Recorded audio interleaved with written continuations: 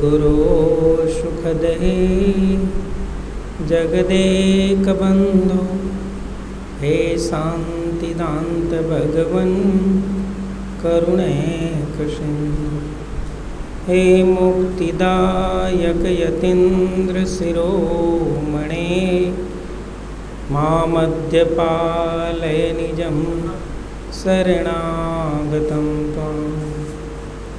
नमो नमो गुरुदेव को, नमो कबीर सकृपाल, नमो संत शरणागति सकल पाप भय।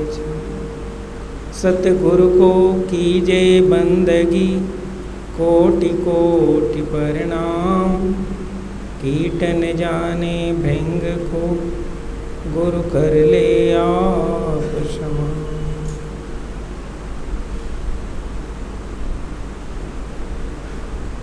परम सौभाग्य का यह अवसर सद्गुरु के पावन दरबार में बैठकर ये जो साहिब की वाणी सुनने का शुभ अवसर प्राप्त हुआ है।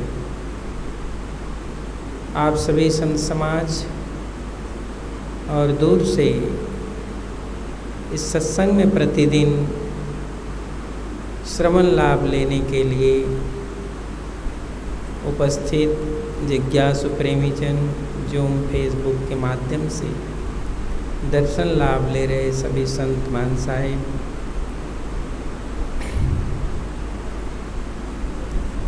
सद्गुरु कबीर साहिब की साखी शब्दोपदेश बहुत है।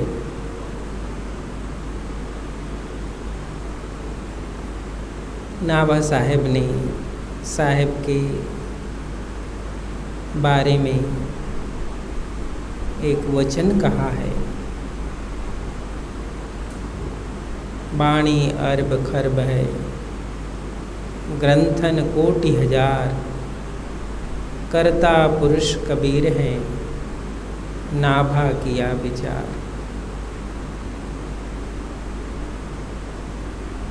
ये नाभा साहिब ने साहिब के बारे में अपने हृदय के उद्गार को व्यक्त किया।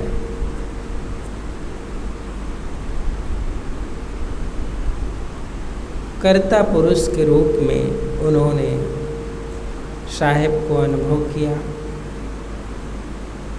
जिनके उपदेश, जिनके वाणी वचन उस कर्ता पुरुष के रूप में इस जगत में जीवों के कल्याण के लिए आया। इसलिए जिन उपदेशों को हम जितने ही भाव से और उसकी ऊंचाई से देखते हैं, उतना ही आप उसके समीप होते हैं, क्योंकि समीप होने से ही वचन की ताकत मिलती है। और ये वचन उपदेश चुंबक से भी ताकतवर है। यदि आपके हृदय में, आपके ज्ञान में ये शब्द उतर जाता है, तो उस दिन वह घड़ी आप उस पूरे सिद्धांत और पूरे दर्शन के समीप होते हैं। और वहीं से ही जो कुछ प्राप्त करना है उसका द्वार खुलता है, और वहीं से ही जिसको छोड़ देना है उसका द्वार बंद हो जाता है।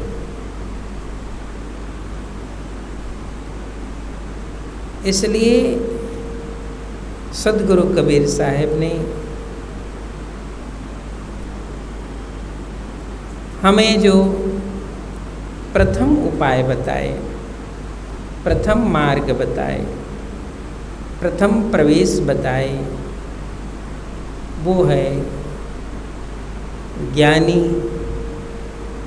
अनुभवी गुरु के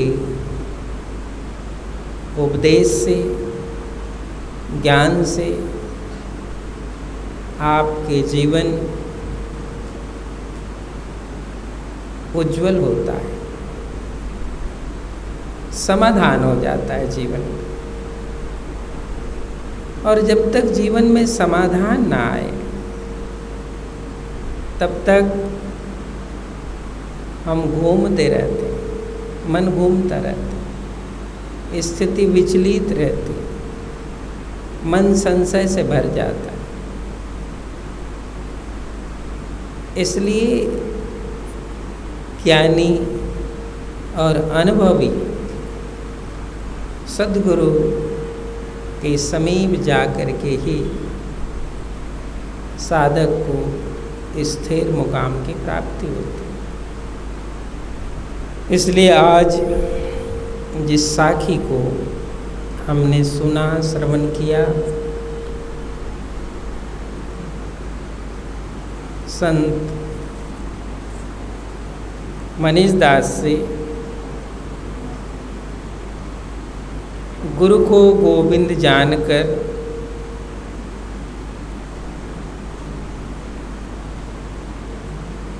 गई ये राग समार, मिले तो दंडवत बंदगी, नहीं तो पल पल ध्यान लगाए।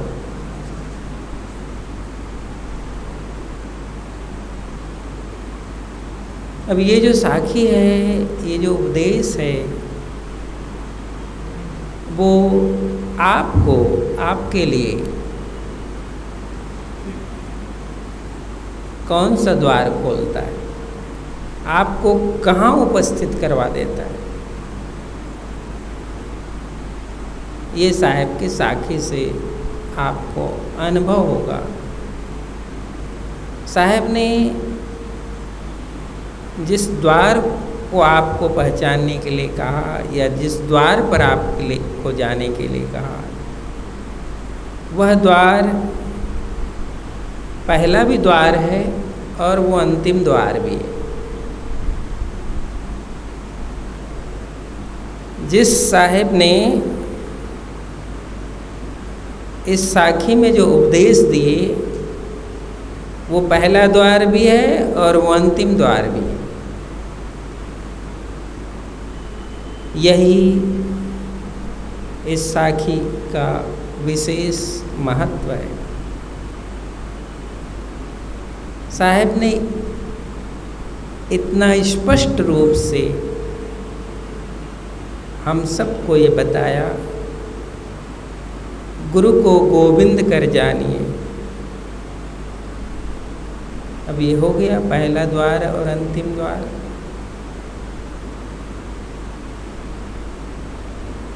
गुरु को जिस विधि से, जिस साधन से और जिस संकल्प से आप अनुभव कर रहे हैं, जुड़ने का लगन बना कर रखे हैं, भाव बना कर रखे हैं,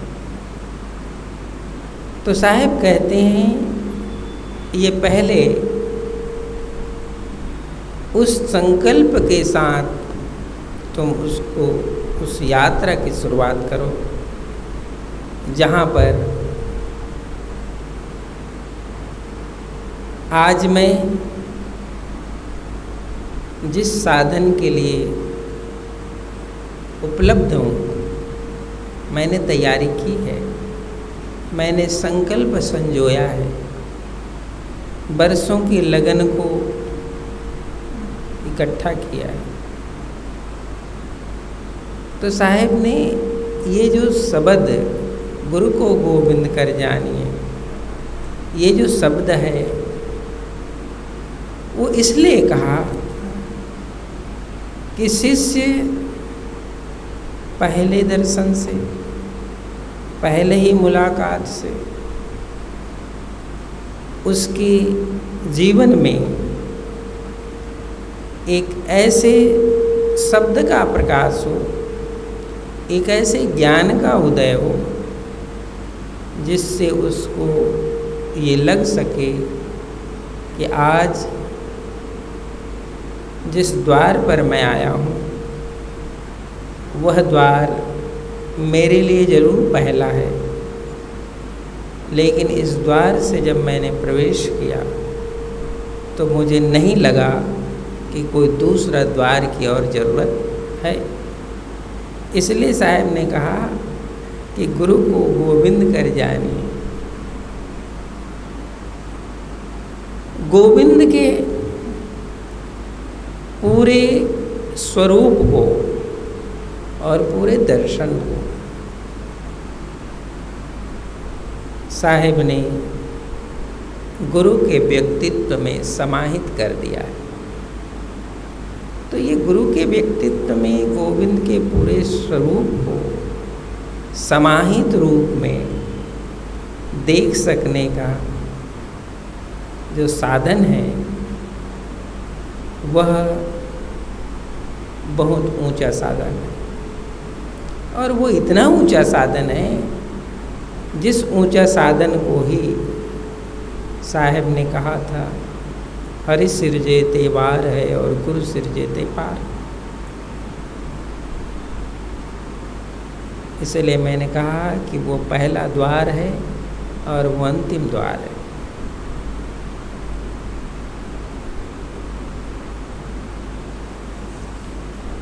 इसलिए गुरु और गोविंद की जो एक श्रेष्ठ से श्रेष्ठतम स्वरूप को सद्गुरु कबीर साहब ने इस साखी में बताया, उसका ये महिमा और महत्व।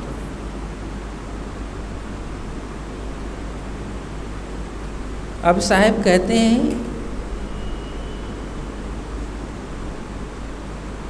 साहब ने तो कह दिया गुरु को गोविंद के स्वरूप में जानो। अब साहब कहते हैं गहिए शब्द समार।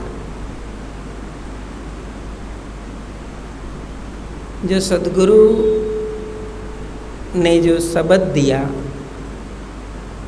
उस शब्द को गहिए मने ग्रहण करना, उस शब्द को संभाल कर रखना।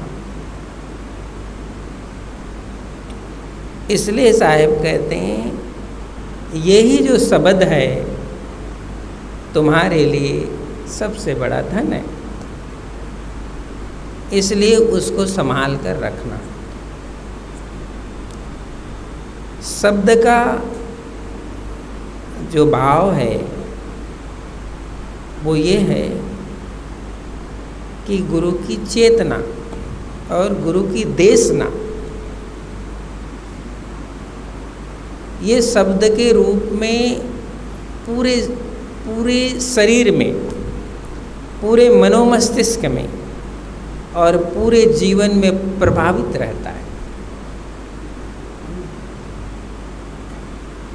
कान हो सकता है एक द्वार है उसमें प्रवेश करने का, श्रवण एक द्वार हो सकता है प्रवेश करने का, लेकिन जब श्रवण द्वार से वो प्रवेश कर जाता है तो पूरे शरीर के अस्तित्व में वो शब्द समाहित हो जाता है और तभी वह शब्द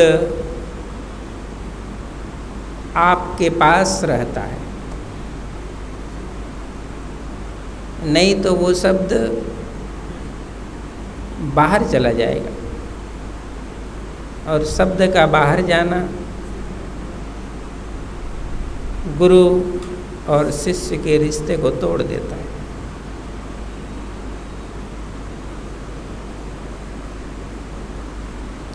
इसलिए साहब कहते हैं गहिए शब्द समार। गुरु ने जो कुछ शब्द रूपी ज्ञान दिया, साधन दिया, वो तुम्हारा धन है और उस धन को ही तुम्हें संभाल कर रखना है। इसलिए साहब कहते हैं उसको गहन करना, धारण करना। शब्द श्रवण से आया है, लेकिन अब वो केवल श्रवण नहीं है, वो पूरे चेतना का, पूरे शरीर का साधन है। इस रूप में सद्गुरु ने कहा कि उस शब्द को संभाल कर रखो। मिले तो दंडवत बंदगी। साहब कहते हैं मिले तो दंडवत बंदगी। अब ये तो केवल संयोग है, अब ये केवल संयोग है। मिले तो दंडवत बंदगी।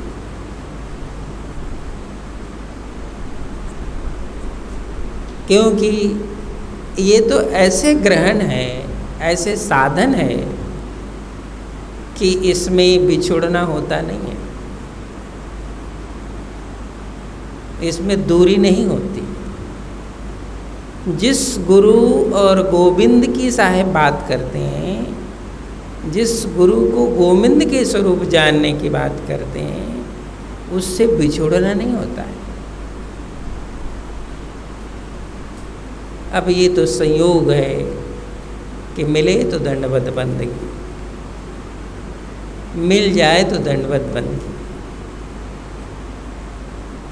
साहब तो ये कहते हैं उसका अब खोना ही नहीं होता, वो तो आ गए जीवन में। जो जीवन में आ जाता है वो कभी खोए नहीं जाता, वो कभी दूर नहीं जाता है। इसलिए तो ये केवल संयोग है कि मिले तो दंडवत बंदगी। हम तो ये समझते हैं, ये अनुभव करते हैं, जब सद्गुरु का आगमन हो चुका है, शब्द स्वरूप में उसका आगमन हो चुका है, तो वो कभी इस जीवन से जाता नहीं। और अंतिम जो पंक्ति है वही सही है, पल पल ध्यान लगाए। मैं ध्यान नहीं करता, वो पल पल मेरे ध्यान में रहते हैं।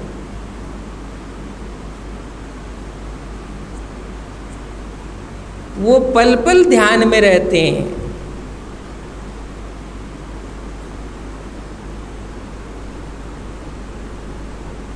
मेरा ध्यान, मेरा स्मरण, मेरा साधन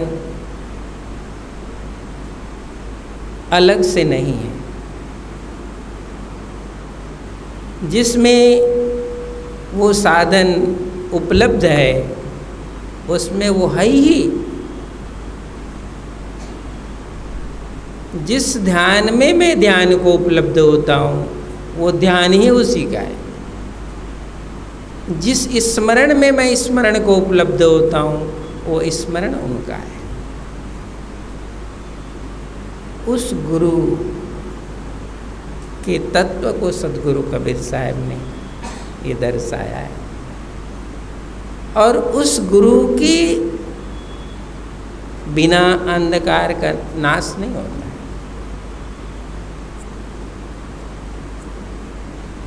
उस गुरु की उपस्थिति चाहिए, उस जीवन का साधन चाहिए। उस जीवन के साधन से ही इस जो विचार है, जो हमारे संकल्प हैं और हमारी गतिविधियां हैं, सबको एक समाधान का मार्ग तभी प्राप्त होता है जब सद्गुरु जिस भाव से, जिस अर्थ से इस साखी को साहिब ने संदेश दिया कि पल पल ध्यान लगाए। पल पल नहीं, हर पल, हर पल जो ध्यान में विद्यमान है, हर पल जिसके शब्द हमारे साथ हैं,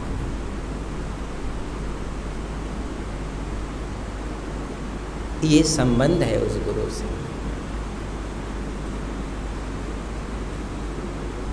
और ऐसा साहब ने इसलिए कहा कि जब हम अनुराग सागर पढ़ते हैं,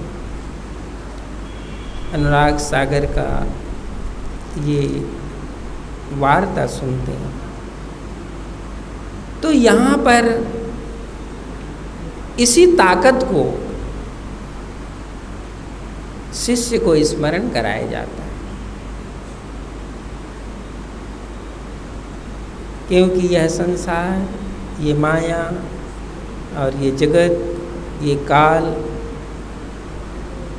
इतना प्रवाहशील है, इतना प्रवाह है इसमें कि तुम जितना गैप रखते हो उसी गैप में प्रवेश कर जाता है। इसलिए साहब कहते हैं पल पल ध्यान लगाए, प्रति पल प्रति क्षण, या कहो हर क्षण उसका स्मरण है। इसलिए वहाँ गैप नहीं है। साहब ने यही धर्मदास साहब को बताया था, धर्मदास तुम्हारी सुरती उससे जुड़ी ही रहे,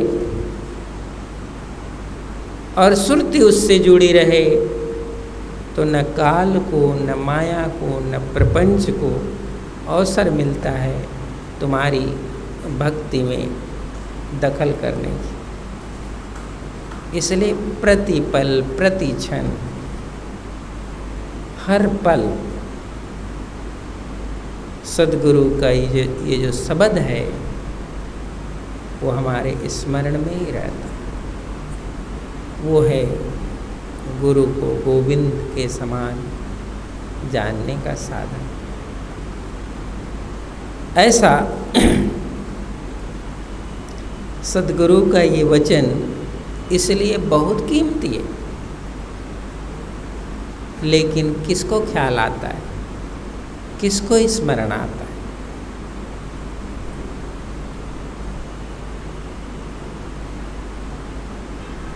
जो मिला सो गुरु मिला। साहब तो कहते हैं जो मिला सो गुरु मिला, और शिष्य न मिल या कोई।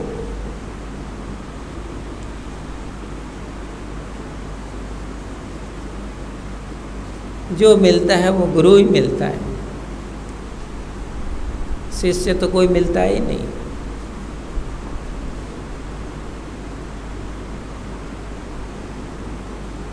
इतना महत्व इस जीवन के अवसर पर साहब ने देखा था, अनुभव किया था। जो मिलता है वो गुरु ही मिलता है, शिष्य तो ढूंढने पर नहीं मिलता।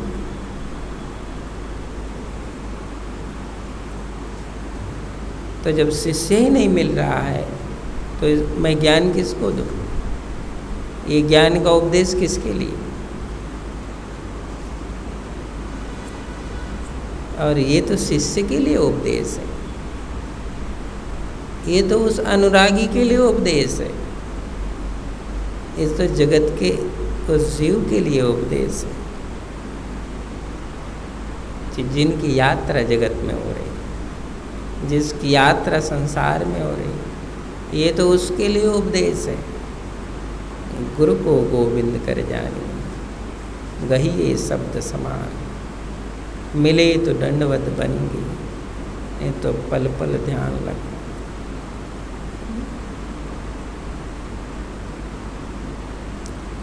तो ये सद्गुरु का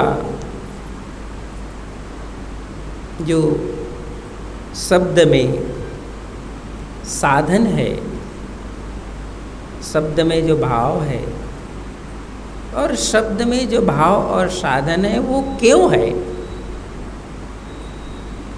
शब्द में भाव और साधन इसलिए है,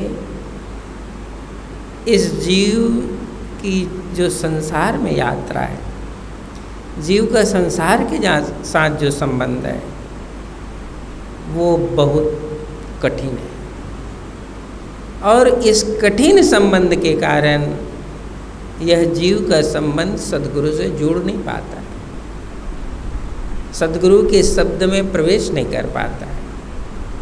ये इसलिए ये उपदेश है, गुरु को गोविंद कर जानिए। मैंने कहा ना, ये पहला द्वार है, और ये सद्गुरु के ही उपदेश हैं कि वो सद्गुरु पहला ही द्वार है, फिर कोई द्वार की तुम्हें जरूरत पड़ती है? और सद्गुरु का द्वार मिल जाए, उसके बाद द्वार ढूंढने तुम निकले हो, द्वारों का चक्कर लगा रहे हो, तो ये कहना छोड़ दो कि मैं सद्गुरु के द्वार से आया हूँ। फिर हो सकता है वो किसी के द्वार से तुम आए हो, लेकिन वो सद्गुरु का द्वार नहीं। सद्गुरु का द्वार जिसको मिलता है वो फिर दूसरा द्वार ढूंढता नहीं है। इसलिए तो गुरु को गोविंद कर जानिए। गुरु पहला द्वार है और गुरु अंतिम द्वार है। और तुम्हें आश्चर्य होगा, एक बार जब सद्गुरु का प्रवेश हो जाता है जीवन में, और उसके बाद सद्गुरु भी गुप्त हो जाते, गुप्त ही हो जाते हैं।